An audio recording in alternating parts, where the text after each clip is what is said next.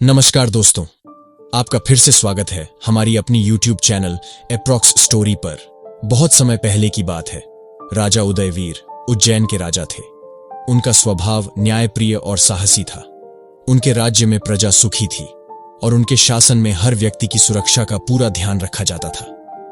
मगर उदयवीर के मन में एक रहस्यमयी बेचैनी थी जो उन्हें हर रात परेशान करती थी।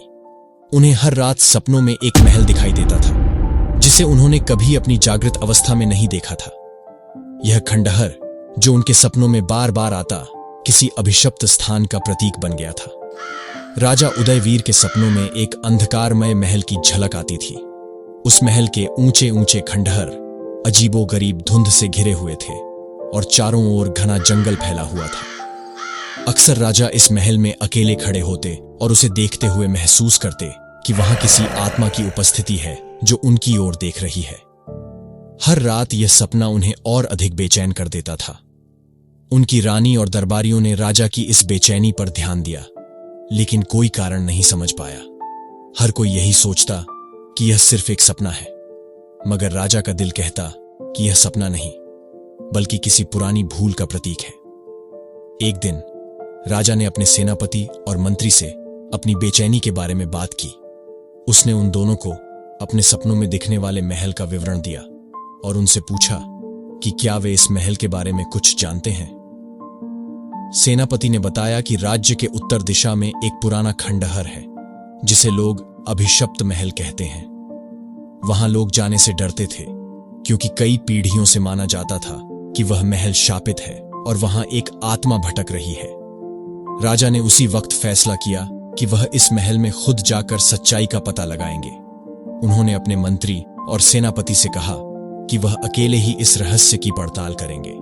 यह निर्णय उनके साहस का प्रतीक था और उन्होंने संकल्प लिया कि वह हर हाल में इस रहस्य को हल करके ही रहेंगे। राजा ने अगली पूर्णिमा की रात को इस महल में जाने का निश्चय किया। उन्होंने सैनिकों और दरबारियों को निर्देश दिया कि वह एकांत में जाएंगे और किसी को उनकी तलाश में जंगल में नहीं आना चाहिए। राजा के इस साहसिक निर्णय ने दरबार में एक सिहरन पैदा कर दी। लोगों को डर था कि इस महल का रहस्य राजा को खतरे में डाल सकता है, लेकिन राजा ने किसी भी डर को अपने ऊपर हावी नहीं होने दिया। रात के समय जब जंगल में सन्नाटा पसरा था, राजा ने घोड़े पर सवार होकर अकेले उस महल की यात्रा शुरू की। पूरे रास्ते में अजीबोगरीब आवाजें, सरसराहट और कभी कभी हल्की हंसी उन्हें सुनाई दे रही थी, मगर वह निडरता से आगे बढ़ते रहे। रास्ते में घने पेड़ और डरावनी छायाएं उनके साहस की परीक्षा ले रही थी। काफी यात्रा के बाद राजा आखिरकार उस खंडहर नुमा महल के सामने पहुंचे।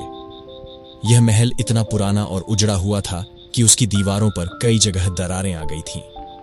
महल के चारों ओर बिछी हुई बेलें और जंगली झाड़ियां उसे और डरावना बना रही थीं। महल का मुख्य द्वार धीरे धीरे खुल गया, मानो किसी अदृश्य शक्ति ने उसे राजा का स्वागत करने के लिए खोल दिया हो। महल के अंदर घना अंधेरा था और राजा ने देखा कि दीवारों पर मकड़ियों के जाले और फर्श पर धूल की मोटी परत जमी थी। वातावरण इतना भारी और ठंडा था कि राजा को अपने रोंगटे खड़े होते महसूस हुए, लेकिन उन्होंने खुद को साहस से संभाला और अंदर कदम बढ़ाए। महल के अंदर गहराई में जाते ही राजा को एक हल्की सी चमक दिखाई दी और अचानक सामने एक सुंदर परंतु उदास आत्मा प्रकट हुई। राजा ने महसूस किया कि यह वही आत्मा थी जिसे उन्होंने अपने सपनों में देखा था। आत्मा धीरे धीरे राजा के पास आई और बोली, राजा उदयवीर, मैं तुम्हारा ही इंतजार कर रही थी।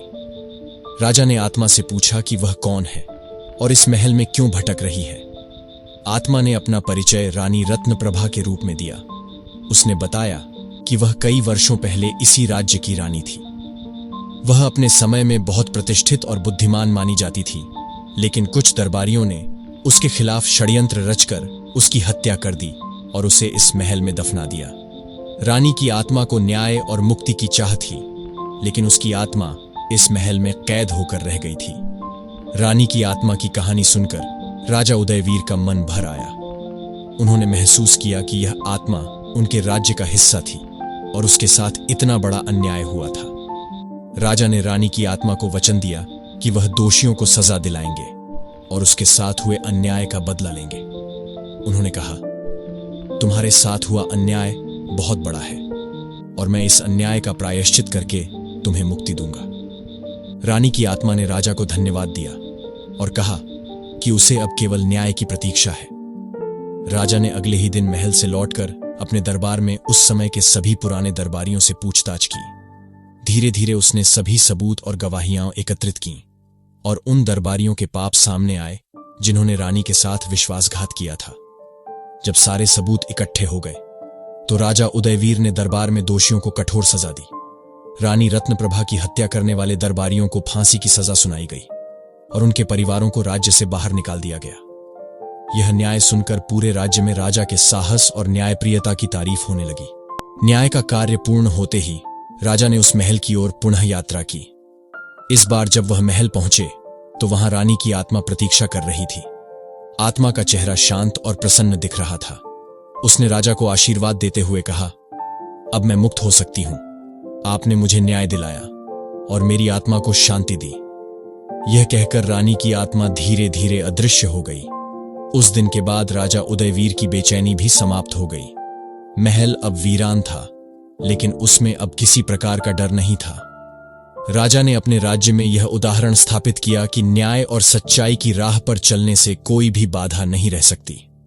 तो दोस्तों, उम्मीद है आपको आज की कहानी पसंद आई होगी। अगर हां तो लाइक करें, शेयर करें और चैनल को सब्सक्राइब करना न भूलें।